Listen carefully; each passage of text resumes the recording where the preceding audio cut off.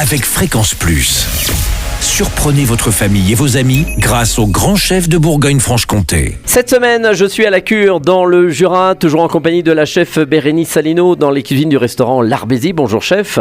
Bonjour Charlie. Nouvel épisode. Alors vous, une grande spécialité de l'Arbésie, c'est la fondue. Exactement. Voilà. Et puis on le sait, on est maintenant dans le secteur qui a battu il y a quelques semaines le record du monde de la plus grosse fondue avec Juraflore au Fort des Rousses.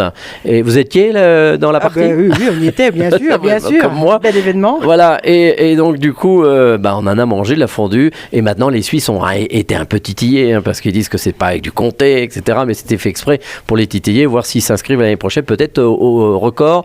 Donc au guide Guinness des records. Alors vous allez proposer une fondue comment là? Alors nous ici en Arbésie, la fondue c'est le dilemme. La Suisse, la Jurassienne, on prend pas le parti, on propose les deux. Les deux sont forcément délicieuses.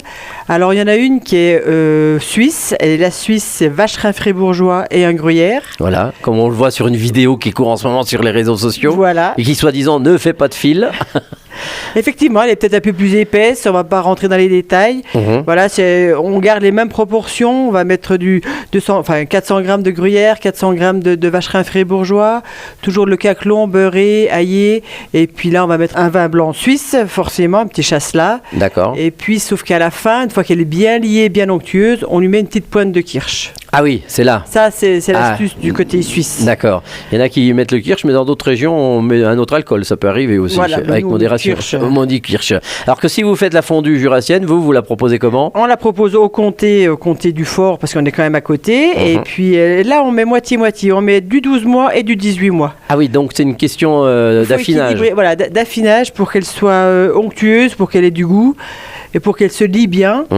Et pareil, le même principe, le caclon aillé, le sel, le poivre, et à la fin, on peut mettre une petite goutte de savagnin, une petite goutte de vin jaune pour rappeler notre Jura. C'est la petite touche jurassienne à la fin. Donc l'une ou l'autre, de toute façon, voilà. Après, il faut tremper le pain. Il n'y a pas du pain suisse d'un côté et du pain Quoique les Suisses ne tranchent pas le pain en petits morceaux, le côté français, c'est. Ils font comment? Ils mettent en tranche directement dedans? Ceux qui font. Ah, c'est eux qui font. Ah, d'accord. Le Suisse rond, et le français, faut le faire faire. Faut lui amener tout. Bon, très bien. Voilà. Merci Bérénice Salino ici dans les cuisines du restaurant L'Arbésie à la cure dans le Jura. Vous aussi cette semaine vous allez pouvoir venir manger votre fondue et en plus on va vous rajouter des entrées pour le fort. Donc vous envoyez papille par SMS dès maintenant au 7 14 15, papille au 7 14 15. Alors bonne chance à tous et pour le prochain et dernier épisode. Cette fois-ci on partira sur un dessert parfait au sapin et d'ici là chouchoutez vos papilles. Chaque semaine, découvrez les meilleures recettes des grands chefs de Bourgogne-Franche-Comté. Du lundi au vendredi, à 5h30, 11h30 et 19h30, chouchoutez vos papilles. Fréquence Plus.